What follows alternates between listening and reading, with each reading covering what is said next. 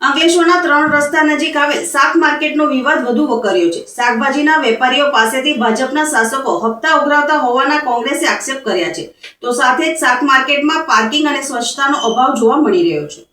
અંકલેશ્વર 3 રસ્તા શાક માર્કેટના વ્યવસ્થાપનમાં નગરપાલિકા તંત્રની નિષ્ફળતા હવે થતી જોવા મળી રહી છે। એક તરફ વર્ષોથી સ્થાનિક ગામોની મહિલાઓ શાકભાજી વેચીને પરિવારનું ગુજરાન ચલાવે છે, ત્યારે બીજી તરફ તેમને યેનકેન પ્રકારે હેરાનગતિ કરવામાં આવતી હોવાના આક્ષેપો ઉઠી રહ્યા છે। સ્થાનિક શાક વેચાણ કરતી મહિલાઓ સામે ક્યારેક સ્વચ્છતાના નામે તો ક્યારેક અન્ય કારણોસર દંડની કાર્યવાહી કરી નાણાં વસૂલવામાં આવતા હોવાના આક્ષેપો પણ થઈ રહ્યા છે। વિપક્ષ દ્વારા તો પાલિકાના કેટલાક સત્તાધીશો અને રોજમદાર કર્મચારીઓ સામે હપ્તા વસૂલત જેવા ગંભીર આક્ષેપો પણ કરવામાં આવ્યા છે।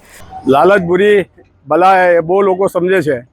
હવે આ લાલચુઓએ એટલી બધી લાલચામાં આવી ગયા છે કે જેવી રીતે ઉંદેડું ફૂંકી ફૂંકીને ડાંખ મારે છે, તેવી રીતે અંકલેશ્વર નગરપાલિકાના નિમાયેલા રોજમદાર કર્મચારીઓ જે તરસ્તા સર્કલ ઉપરમાં જે રોજિંદા જીવન જીવવાવાળા જે પોતાની ખેતીમાંથી સાધન સામગ્રી લાવી વેચાણ શાકભાજી કરે છે, તેવા લોકો પાસેથી હજુ બી જે હપ્તાની કહેવત છે તે બંધ થઈ નથી। એક પથારાના 9,000 અને રોજના 100 રૂપિયા એમ કરીને 3,000 રૂપિયા મ્યુનિસિપલ કાઉન્સિલર સાથે ભેગા મળીને આ ધંધો અને કૃત્યો કરી રહ્યા છે। પોલીસ કેમ ચૂપ બેસેલી છે એક જાણવાનો વિષય છે। આ ગરીબોને નીચવાડાથી તમારો શું ફાયદો થશે તે જાણવા જેવું છે। મોટી મોટી બૂંગભાગો પોકારી પ્રમુખ, કારોબારી ચેરમેન અને મુખ્ય અધિકારી ધાડા અને જેસીબી લઈને દોડી આવ્યા, પછી પાણીનું નામ ભૂ। હવે પછી આ લોકો કઈ ભાષામાં અને કઈ દિશામાં જવાના છે અને હપ્તા પદ્ધતિ ક્યારે બંધ થશે એક મોટો પ્રશ્ન છે। જો હવે નહીં કરશે તો આવતા દિવસોની અંદરમાં હું એમના નામ જાહેર કરીને ખુલાસાવાર વિગતવાર એની જાહેરાત કરીશ। જય હિન્દ, જય ગરવી ગુજરાત। સવારે જે આ લારીઓ છે એ હટાવવામાં આવી છે, લોકલ જે છે એમને રોજગારી આપવામાં આવશે, પણ પાછી મૂકી દીધી। કારણ કે આ પરપ્રાંતિયો 9,000 રૂપિયા આપે છે ને જે ટોપલાવાળા છે તે 100 રૂપિયા આપે છે, જે રોજ આજુબાજુના ગામડાઓમાંથી લોકો આવે છે। હવે એલા ગામડાવાળાઓને હેરાન કરવા માટે જે પરપ્રાંતના જે લોકો અહીંયા વસેલા છે તે એમને હેરાનગતિ કરીને એલા જે અહીંયા એલા બોડીગાર્ડો મૂક્યા છે નગરપાલિકાના તે હેરાન કરે છે।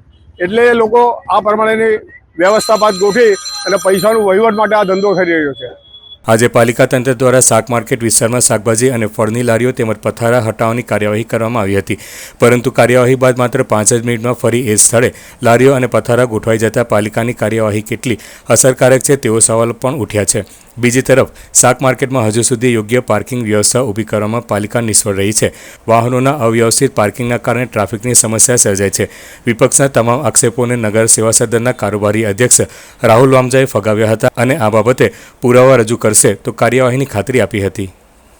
આજ રોજ અંકલેશ્વર નગરપાલિકા દ્વારા જ્યાં 3 રસ્તા માર્કેટ પાસે જે ટોપલાવાળી બહેનોને બેહવા બાબતની જે માથાકૂટ ચાલતી હતી તે આજે સવારમાં જ અમે એના પર નિર્ણય લઈ અને લારીઓવાળાને સાઈડ કરી ટોપલાવાળી ગરીબ બહેનોને બેસવા માટેનું આયોજન કરેલ હતું।